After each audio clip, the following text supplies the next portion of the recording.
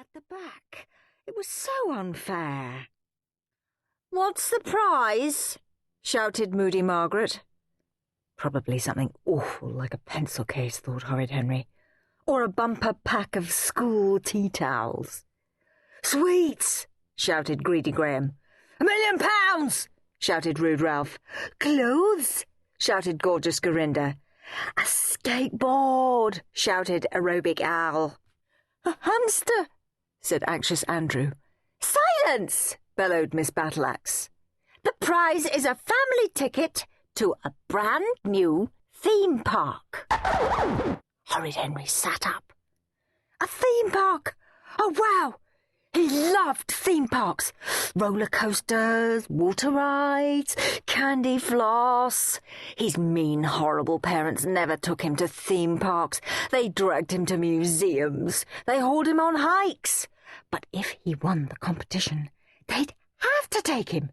He had to win that prize. He had to. But how could he win a reading competition without reading any books? "Do comics count?" shouted Rude Ralph. Horrid Henry's heart leapt. He was king of the comic book readers. He'd easily win a comic book competition. Miss Battleaxe glared at Ralph with her beady eyes. "Of course not," she said. "Claire, how many books do you think you can read?" 15, said Clever Claire. "Brian." 18, said Brainy Brian. 19, said Claire. 20, said Brian. Horrid Henry smiled. Wouldn't they get a shock when he won the prize? He'd start reading the second he got home. Horrid Henry stretched out in the comfy black chair and switched on the TV. He had plenty of time to read. He'd start tomorrow. Tuesday, oh boy, 5 new comics. He'd read them first and start on all those books later. Wednesday. Whoopee! A Mutant Max TV special. He'd definitely get reading afterwards. Thursday.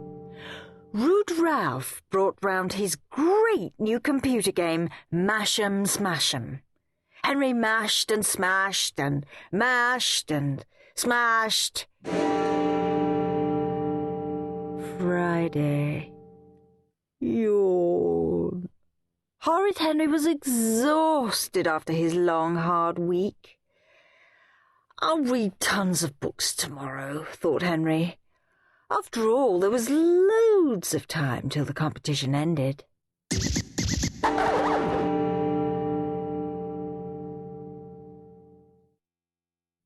"How many books have you read, Henry?"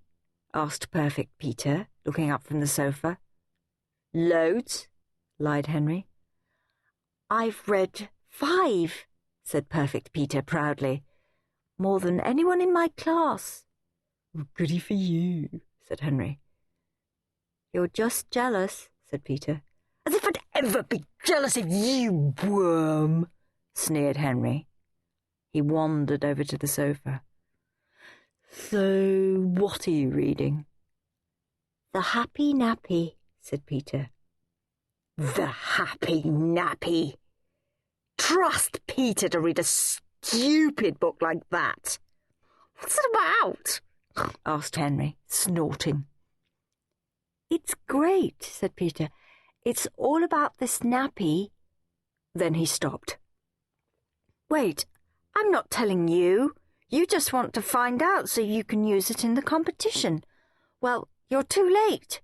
Tomorrow is the last day." Horrid Henry felt as if a dagger had been plunged into his heart.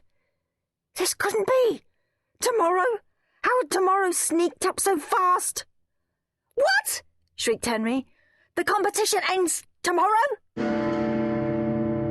"Yes," said Peter. "You should have started reading sooner. After all, why put off till tomorrow what you can do today?" "Shut up!" said Horrid Henry.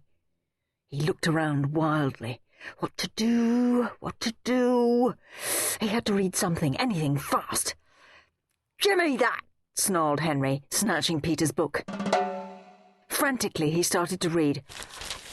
"I'm unhappy, Pappy," said the snappy nappy. "A happy nappy is a clappy—" Perfect Peter snatched back his book. "No!" screamed Peter, holding on tight. "It's mine!" Henry lunged. "Mine! Mine!" Rip. "Mom!" screamed Peter. "Henry tore my book!" Mum and Dad ran into the room. "You're fighting over a book?" said Mum. She sat down in a chair. "I'm speechless," said Mum. "Well, I'm not," said Dad. "Henry, go to your room." "Fine!" screamed Horrid Henry. Horrid Henry prowled up and down his bedroom. He had to think of something. Fast. Aha! The room was full of books. He'd just copied down lots of titles. Phew! Easy peasy. And then suddenly Horrid Henry remembered. He had to write a book report for every book he read. Rats! Miss Battleaxe knew loads and loads of books. She was sure to know the plot of Jack the Kangaroo or The Adventures of Terry the Tea Towel. Well, he'd just have to borrow Peter's list. Horrid Henry sneaked into Peter's bedroom.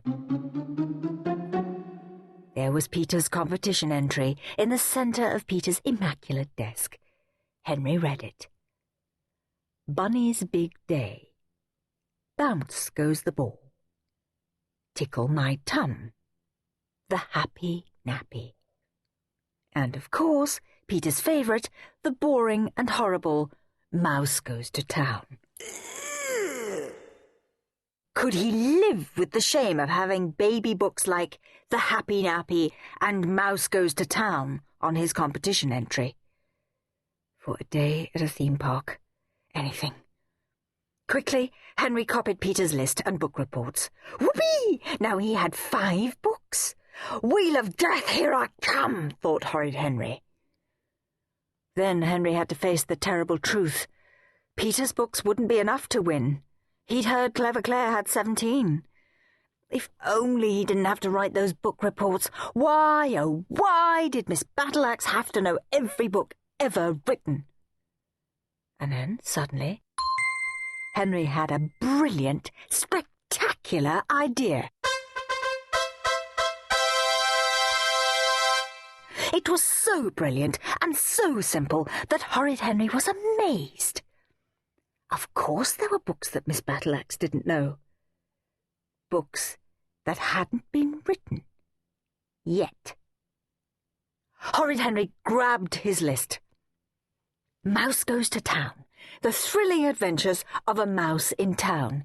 He meets a dog, a cat, and a duck. Why should that poor mouse just go to town? Quickly, Henry began to scribble. Mouse Goes to the Country. The thrilling adventures of a mouse in the country. He meets... Henry paused. What sort of things did you meet in the country? Henry had no idea. Aha! Henry wrote quickly. He meets a sheep and a werewolf. Mouse goes round the world. Mouse discovers that the world is round. Mouse Goes to the loo. The thrilling adventures of one mouse and his potty. Now, perhaps something a little different. How about A Boy and His Pig? What could that book be about, thought Henry. Once upon a time, there was a boy and his pig.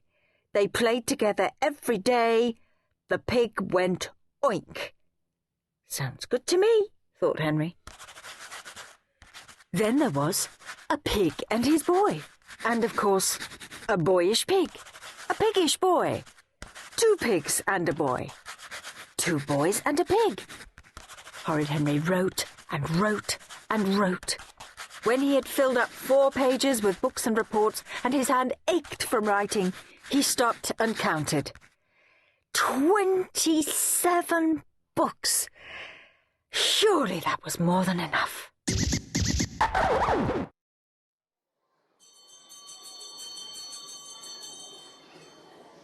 Miss Battleaxe rose from her seat